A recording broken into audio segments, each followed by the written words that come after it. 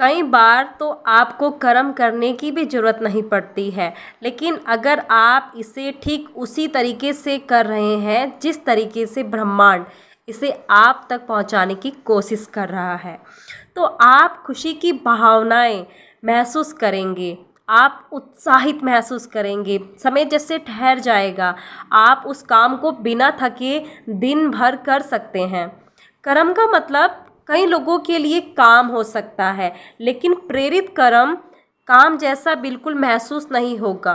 प्रेरित कर्म मतलब कि आपको, अगर आप कोई काम कर रहे हैं तो आपके अंदर से एक इंट्यूशन आता है कि मुझे इस काम को करने में ये चीज़ करनी चाहिए, इस चीज़ को अप्लाई करना चाहिए, इस चीज़ का इस्तेमाल करना चाहिए। तो वो यूनिवर्स का मैसेज होता है, आपको आपके सपने तक ले जाने की एक प्रोसेस होती है। तो कल्पना करें कि ज़िंदगी तेजी बहती नदी की तरह है। किसी चीज़ को साकार करवाने के लिए काम करते समय ऐसा महसूस होगा जैसे आप नदी के बहाव के खिलाफ तैर रहे हैं। यह मुश्किल होगा, संघर्ष जैसा लगेगा। दूसरी तरफ ब्रह्मांड से पाने के लिए कर्म करते समय आपको ऐसा महसूस होगा जैसे आप नदी के बहाव के साथ बह रहे हैं। कई बार तो किसी चीज़ को पाने तक आपको पता भी नहीं चलेगा कि आपने कोई कर्म भी किया था, क्योंकि कर्म करते समय आपको बहुत अच्छा महसूस हो रहा था। तब आप पलटकर देखेंगे और इस बात पर हैरान होंगे कि किस तरह ब्रह्मांड आपको वहाँ तक ले गया जहाँ आप जाना चाहते थे, और उस चीज़ को आपके पास ले आएगा जिसे आप पाना चाहते थे। ब्रह्मांड तीव्र गति को पसंद करता है। विलंब ना करें, दोबारा ना सोचें, कोई शंका ना करें। जब अवसर मौजूद हो, जब अंदर से सहज बोध की एक प्रेरणा, एक इशारा आपके अंदर से आ रहा हो, तो आपका काम है आप बस इतना कि आप उस पर डटे रहें।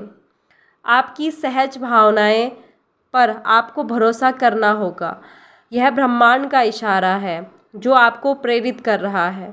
यह ब्रह्मांड का इशारा है जो पाने की फ्रिक्वेंसी पर आपके साथ आपको एक संदेश भेज रहा है। अगर आपके मन में सहज भावना है तो उसका अनुसरण करें। आप पाएंगे कि ब्रह्मांड चुंबक की तरह आपको मांगी हुई चीज़ की ओर ले जा रहा है। आप अपनी ज़रूरत की हर चीज़ को आकर्षित कर लेंगे। अगर आपके पास पैसों की दिक्कत है, पैसों की ज़रूरत है, तो आप उसे आकर्षित करेंगे। अगर आपको दोस्तों की ज़रूरत है तो आप उन्हें आकर्षित करेंगे।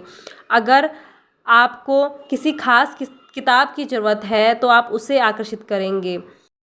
बस आपको इस तरफ ध्यान देना होगा कि आप किसे आकर्षित करना चाहते हैं, क्योंकि जब आप अपनी मनचाही चीज़ की तस्वीरें अपने दिमाग में रखते हैं तो आप उन चीज़ों के प्रति और वे आपके प्रति आकर्षित होंगी। वे चीज़ें सचमुच आपके माध्यम से साकार हो जाती हैं और वास्तविकता में बदल जाती हैं, और ऐसा आकर्षण के नियम के कारण होता है। याद रखें कि आप एक चुंबक हैं और हर चीज़ को अपनी ओर आकर्षित करते हैं। जब आप स्पष्टता से सोच लेते हैं कि आप क्या चाहते हैं, तो आप उन चीज़ों को अपनी ओर खींचने वाले चुंबक बन जाते हैं, एक मैग्नेट बन जाते हैं।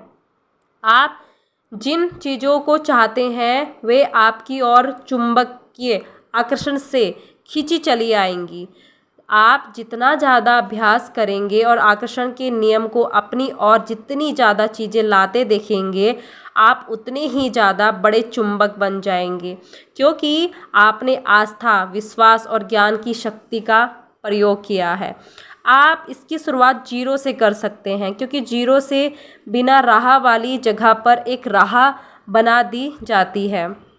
आपको सिर्फ अपनी मनचाही चीज़ों की कल्पना करनी होती है, कुछ पिक्चर्स, कुछ फ़ोटोज़ अपने दिमाग में रखनी होती है, क्योंकि मानव जाति के इतिहास में आज तक जो भी चीज़ खोजी और बनाई गई है वो एक विचार से शुरू हुई है। किसी ने सोचा था मैं हेलीकॉप्टर बनाऊंगा, किसी ने सोचा था मैं टेलीविज़न बनाऊंगा, किसी ने सोचा था मैं टेलीफोन बनाऊंगा। तो एक विचार से एक राह बनी और वह चीज़ अदृश्य से दृश्य में प्रकट हो गई। जैसे कि एक, जब आप अंधेरे में गाड़ी चला रहे होते हैं, तो जो गाड़ी की हेडलाइट्स होती है वो आपको लंबे समय तक सफ़र करने में मदद करती है। आपको पता है कि जो गाड़ी की हेडलाइट्स है वो आपको आगे तक रोशनी देगी, जिससे आप बहुत आराम से गाड़ी चला सकते हैं। उसी तरह से हमारी ज़िंदगी भी है।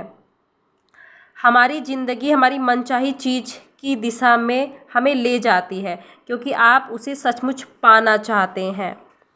और यकीन कीजिए, भरोसा कीजिए ब्रह्मांड पर और आस्था रखें, क्योंकि आस्था से हम एक पहला कदम उठा सकते हैं अपनी इच्छाओं को पूरा करने की। आस्था से पहला कदम उठाएं। आपको पूरी सीढ़ी देखने की ज़रूरत नहीं है, बस पहला कदम उठा लें।